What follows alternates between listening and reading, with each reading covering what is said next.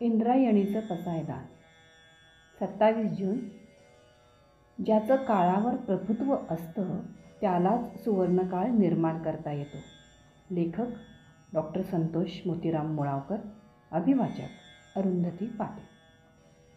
काळ या शब्दाला आपण भयान वेटोळ्यात जखडून ठेवला आहे. काळ हा शब्द नेहमी आपल्याला काळाची आठवण करून देतो. आपल्याला काळ आठवला की काळ आला होता पण वेळ आली नव्हती अशी अंगावर शहारे आणणारी काळधाड आठवते.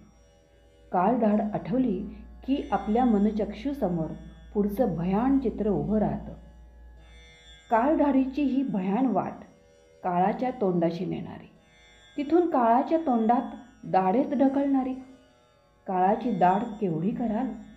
आपल्याला काळेच्या दाढेतून ओढून काढणारं कोणी सापडलं नाही तर काळाच्या दाढेतून स्वतःची सुटका करून घेता आली नाही तर उरतो केवळ एक पर्याय, काळनिद्रा. काळ झोप. काळनिद्रा म्हणजेच काळ मृत्यूच. या काळ मृत्यूचा सारथी असतो कर्दनकाळ असा काळ पुरुष.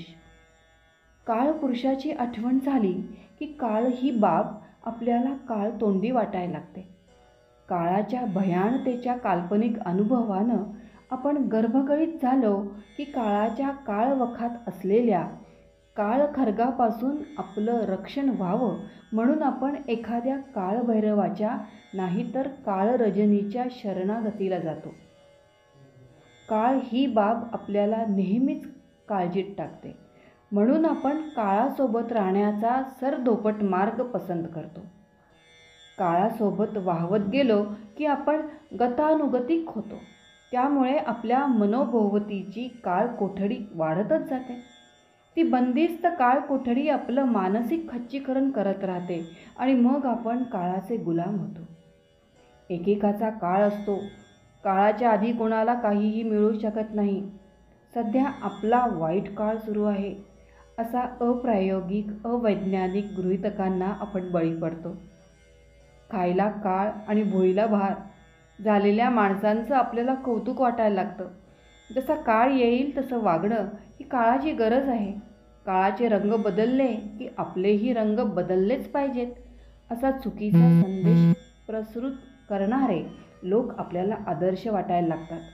त्यामुळं आपणच नव्हे तर काळही भरकटला जातो.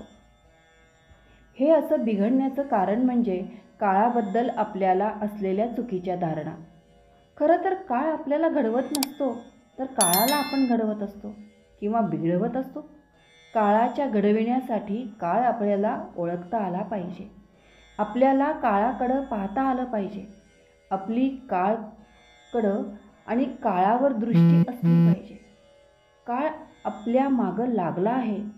आता आपल्याला मागं पडून चालणार नाही. आपण काळासोबत धावलं पाहिजे.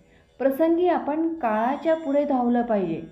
आपण काळासोबत धावणं, काळाच्या पुढे धावणं ही काळाची गरज आहे. ती आपल्याला ओळखता आली पाहिजे. तसं आपल्याला वागता आलं पाहिजे. काळ वेळ पाहून आपल्याला काळाशी नातं जोडता आलं पाहिजे. काळाच्या हाकेला आपल्याला ओ देता आलं पाहिजे.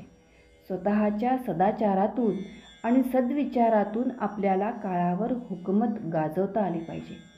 काळ आपल्या मुठीत आला पाहिजे. आपल्याला काळ घडवता आला पाहिजे. ज्याचं काळावर प्रभुत्व असतं त्याला सुवर्णकाळ निर्माण करता येतो. काळावर प्रभुत्व कसं गाजवायचं याचा वस्तुपाठ आपल्याला शिवरामपंत महादेव परांजपे यांच्या जीवनातून मिळतो. 27 जून 1864 ते 27 सप्टेंबर 1929 हा त्यांच्या आयुष्याचा कालखंड. ते प्रखर राष्ट्रीय वाण्याचे साहित्यिक, पत्रकार व निर्भीड प्रभावी वक्ते होते. त्यांचा देशाभिमान उत्कट होता. या देशाभिमानाला देशाच्या स्वातंत्र्याची महत्त्वाकांक्षा होती. ही महत्त्वाकांक्षा अनेकांच्या मनात जागी करण्याच्या हेतूनं त्यांनी इसवी सन 1898 काळ हे साप्ताहिक सुरू केलं. काळ हे साप्ताहिक इंग्रजांनी आपल्यावर लादलेल्या गुलामगिरीचा कर्दनकाळ ठरलं. शि. म. परांजपे यांनी काळ या साप्ताहिकाच्या माध्यमातून काळावर प्रभुत्व प्रस्थापित केलं. स्वातंत्र्याचा सुवर्ण काळ त्यांना निर्माण करायचा होता. इंग्रजांना नामोहरम करणारी व्याजोक्ती, वक्तृत्व ही काळाची भाषा होती.